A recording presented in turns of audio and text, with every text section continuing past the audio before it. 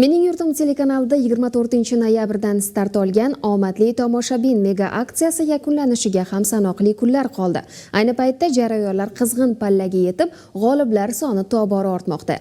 Namangan viloyatining Pop tumanida istiqomat qiluvchi yana bir yurtdoshimiz kun g'olibiga aylandi. Ularga sovg'a sifatida televizor topshirildi.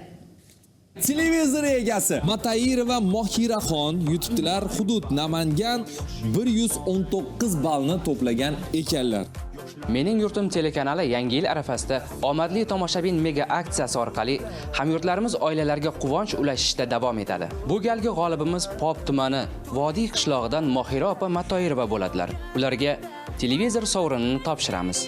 24-noyabrdan beri kuzatib boramiz. Har kuni qoldirmasdan tashlab borardik shu kodlarni chiqishini. Televizor yutsak ham hana deb bolalarga hazillashib, mana yutdik, Xudoga shukr bor ekan. Men ishongandim chiqishimga.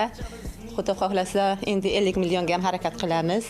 Uni ham yutishga. Sizda ham har kuni televizor, har hafta maishiy texnikalar to'plami hamda bosh sovrin 50 million so'm pul mukofoti sohibi bo'lish imkoniyati mavjud. Buning uchun 26 dekabrga qadar Mening yurtim telekanalini muntazam kuzatib boring. 16:00 dan 18:30 gacha bo'lgan vaqt oralig'ida ekranda paydo bo'ladigan maxsus kodlarni Promo Bank Bot Telegram botiga 1 daqiqa ichida to'g'ri va aniq yo'llab, mega aksiya ishtirokchisiga aylaning. Mening yurtim orzularni ro'yobga aylantiramiz.